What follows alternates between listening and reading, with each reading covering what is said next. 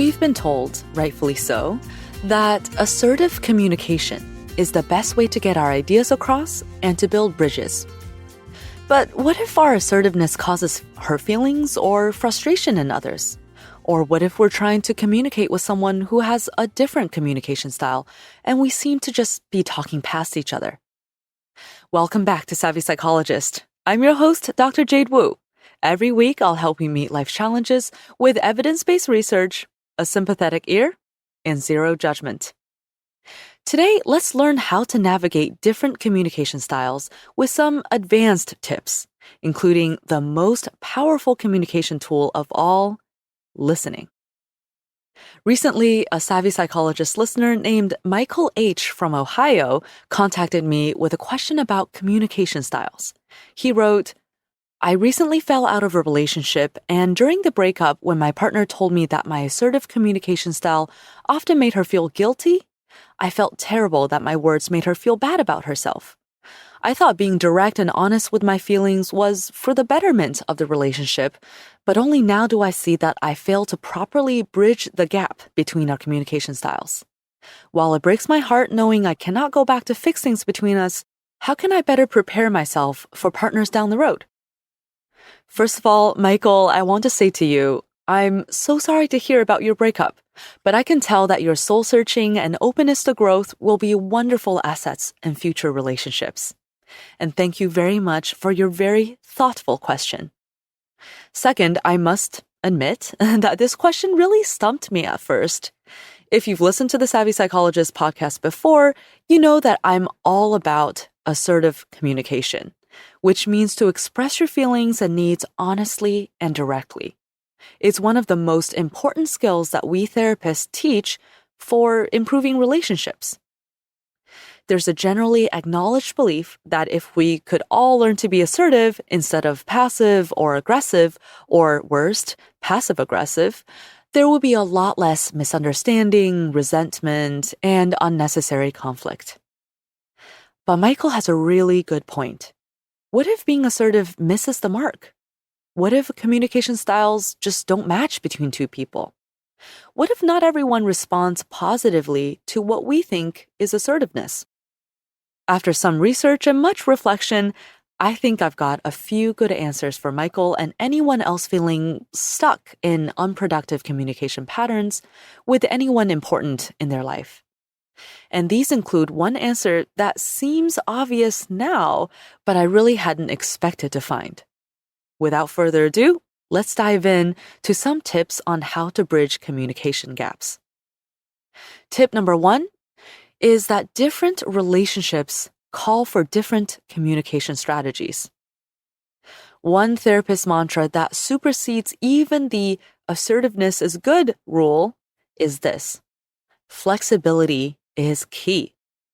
Just like a fluffy, bejeweled unicorn costume might dazzle at an EDM concert, but not so much at a job interview, communication strategies need to be tailored to the occasion too.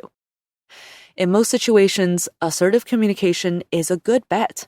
Whether you're trying to solve a conflict at work or figure out the chore wheel with a roommate or let your partner know that they have hurt your feelings, being clear and honest helps to avoid misunderstandings and allows you to be true to yourself.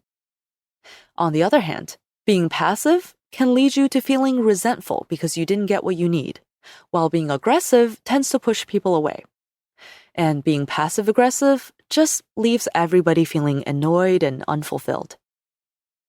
But timing matters.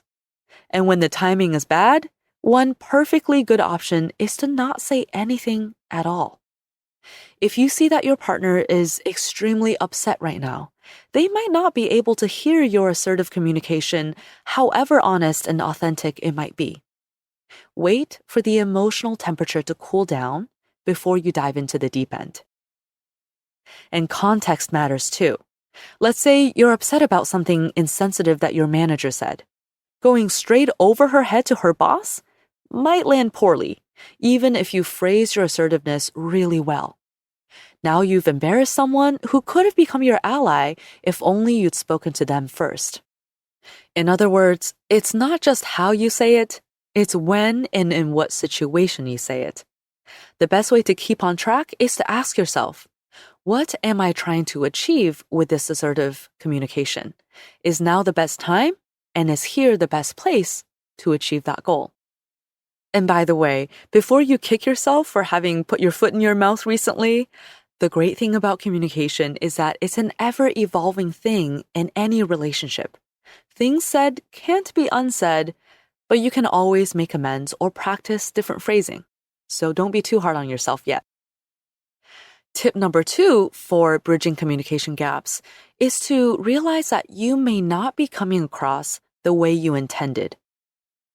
Direct and honest are good. Both are important parts of being assertive. But these core elements need some support too, from compassion, vulnerability, authenticity, and graciousness. Now see if you can tell the difference between these two sentences. Sentence number 1. You're being passive-aggressive right now and it's not helping the situation. Sentence number 2. To be honest, I'm feeling a little confused and frustrated because I can't tell what's on your mind. Could you help me understand? Now, why is that second sentence just a little bit more palatable? Well, if someone is being passive-aggressive or passive, it might be because they're feeling vulnerable or threatened or insecure. And if you can help them feel safer in that moment, they'll be much more willing to talk openly. Now, here's how you can apply that to different situations too. First, speak about your experience. For example, with sentences that start with, I noticed, I feel, or I wonder, or I think, instead of labeling the other person. For example, you're acting like, or you're being, or you're thinking. And make sure they know that you're on the same team and that they matter to you, even if you're in a disagreement right now. And last but not least, be gracious. Be ready to admit your role in the conflict, because after all, it takes two to tango, and make sure to give credit to the other person's efforts, even if you don't think those efforts are very effective right now. Now, my favorite tip for today is tip number 3, which is that there are listening styles too.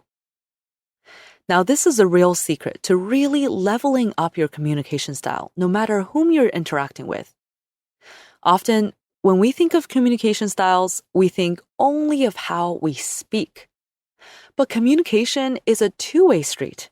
It's not just about what comes out of our mouths, it's also about what comes into our ears. And that's why being a good listener allows a salesperson to sell more stuff and makes a therapist good at helping people gain insight. Now, have you ever been part of a conversation or watched one happening where what's coming out of one person's mouth is clearly not what the other person is hearing? Now, is that the speaker's fault or the listener's? We often don't acknowledge that the listener has at least some of the responsibility. And that's because the listener's listening style, their attitudes, their motivations, biases, and goals affects whether the message gets lost in transit or gets jumbled up somehow. For example, when you're knitting a scarf and hear someone say, "What are you doing?" You might be hearing, "Stop that, you're ruining it." Or, "Wow, that's a cool technique." And which of these two you're hearing depends on whether you're feeling defensive or proud of your knitting skills. So, minding our listening styles is just as important as minding our speaking style. Now, let's run through 4 common listening styles and see which one really resonates with you. Style number 1, task-oriented. The focus here is on what action needs to be taken. You are mostly listening for concrete information about how to solve a problem or complete a task. If you have this style, you might get frustrated when someone doesn't get to the point quickly or spends time talking about emotions or abstractions. Style number 2 is the critical style. The focus here is on dissecting and critiquing the speaker's message. Someone listening with this style is evaluating whether they trust the speaker, like a politician, for example, perhaps trying to find holes in their logic or inconsistencies in their claims. Style number 3 is the analytical style. The focus here is on understanding complex information. So listening to a professor's lecture, for example, requires this style. You're trying to gather and make sense of a lot of new information, so this style is patient and methodical. Style number 4 is the relational style. The focus is on empathy, on trying to understand the speaker's emotions and perspective. When listening with this style, you're not judging the speaker for the soundness of their logic or trying to glean instructions. Instead, you're prioritizing personal connection in the moment. Again, flexibility is key. If you're the quarterback and your coach is calling a play with 10 seconds left on the clock, you better be in task-oriented listening style. Just know what you're supposed to do. If someone's trying to recruit you into a cult, you might want to be in critical listening style before selling off your possessions and following them into the woods. But in daily life, when we get into miscommunication tangles with our closest friends and family, your best bet is always to start with a relational style of listening.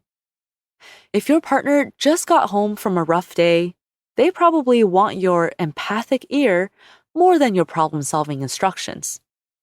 If your friend feels slighted by something you said, listen with a relational style first to understand where they're coming from, instead of trying to catch them being irrational.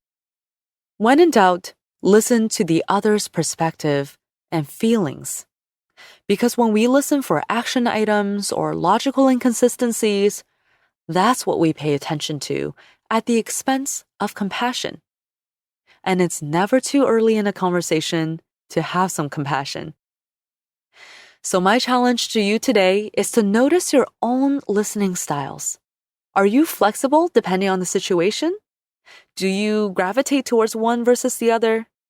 Do some people in your life bring out certain listening styles in you? And are there cultural influences on your listening or speaking style? Remember not to be judgmental as you consider these questions.